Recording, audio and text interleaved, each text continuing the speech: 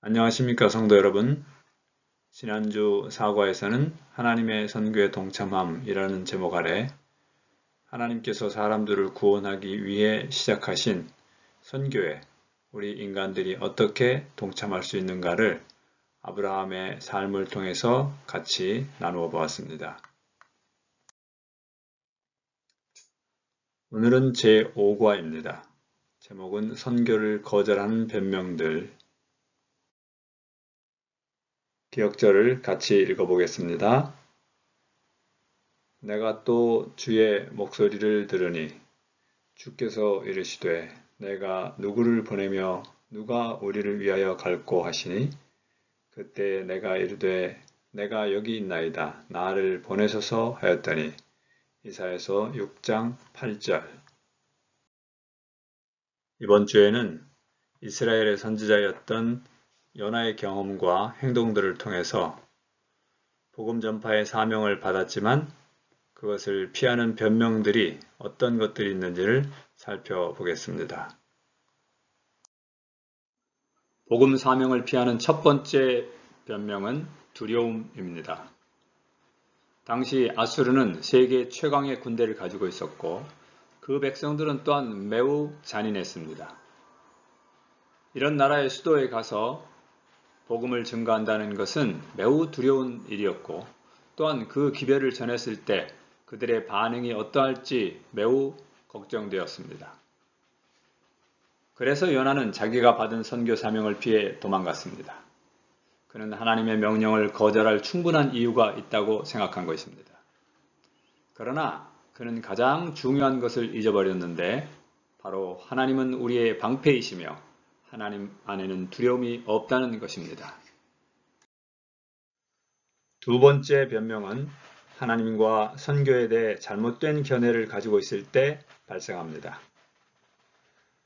요나는 니느웨 백성들 같은 큰 죄인들은 하나님의 구원을 받을 자격이 없다고 생각했고 또 하나님의 기별을 그런 사람들에게 전해야 아무 소용이 없다고 생각했습니다. 그러나 우리는 죄에서 돌아서야 합니다만 죄인을 떠나서는 안 됩니다. 또한 우리는 하나님의 선교를 돕는 사람들입니다. 우리가 그들을 구원하는 것이 아니라 하나님의 구원하시는 사에게 협력하는 것입니다. 셋째 변명은 불편함입니다. 요나는 하나님의 명령을 따르기 위해서 먼 거리를 걸어가야 했고 두려움과 민족적 편견을 버려야 했으며 또한 니느웨 사람들이 매우 불쾌해야 하는 기별을 전해야만 했습니다. 이것은 그에게 엄청난 희생이었습니다. 오늘도 우리는 선교를 수행하는 데 있어서 시간과 정서적인 힘이 필요합니다. 또한 우리 자신의 삶과 문제만으로도 스트레스를 많이 받는 이 시대에 누군가를 재정적, 정서적으로 돌보는 것은 매우 피곤한 일처럼 보일 수 있습니다. 그러므로 선교는 하나님의 우선순위 앞에 자신의 불편을 감수하는 것입니다. 네 번째 핑계는 하나님의 뜻과 우리가 가지고 있었던 가치관과 세계관이 선교할 때 부딪힐 경우입니다. 아수르는 이스라엘의 적국이었기 때문에 요나는 니느웨가 소돔과 고모라처럼 멸망되기를 바랐습니다. 자신이 미워하는 사람들에게 형벌이 내기를 기대한 것이죠. 그러나 니느웨의 왕과 그의 백성들이 하나님의 뜻을 따라서 회개함으로써 구원을 얻게 되자 그는 하나님께 격분했습니다. 우리도 우리의 선교 현장에서 우리의 뜻이 아니라 하나님의 뜻이 이루어지는 것을 보면서 때때로 선교를 망설이게 됩니다. 이제 더 이상 변명하지 않고 순종하십시다. 다섯째 날입니다. 요나는 선교 사명에서 무거운 직책을 맡았습니다만 그를 지명하신 하나님께서는 요나를 붙드시고 그에게 성공을 주실 수 있었습니다. 하나님께서는 당신의 음성을 듣지 못하거나 그 사랑을 깨닫지 못하는 사람들을 위해 오늘도 일할 사람들을 계속 부르고 계십니다. 이사야는 이런 부름을 받았을 때 주저하지 않고 내가 여기 있나이다. 나를 보내소서라고 대답했습니다. 지금 하나님께서 우리를 부르고 계십니다. 주저하지 말고 변명하지 마십시다. 하나님은 우리가 필요합니다.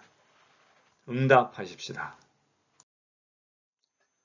하나님의 은혜를 받은 각 사람에게 그분은 다른 사람들을 위해 할 일을 주십니다. 우리 각자가 맡은 일과 장소에 서서 내가 여기 있나이다 나를 보내소서라고 말해야 합니다. 사랑하는 성도 여러분, 또 새로운 일주일도 하나님께서 우리에게 맡겨주신 사람들과 또 장소에서 하나님께서 우리를 그곳에 두신 귀한 뜻을 이루는 우리 모두가 되기를 간절히 기도합니다.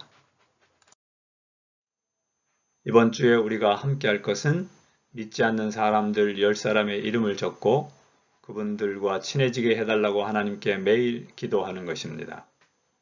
이번 주에 또 우리가 시작할 것은 가까운 도시와 세계 다른 나라의 한 도시를 선택해서 그곳에 살고 있는 사람들을 위해 기도하는 것입니다. 그리고 그곳에 굳건한 재림교인들이 생기도록 함께 마음을 합하는 것입니다. 감사합니다.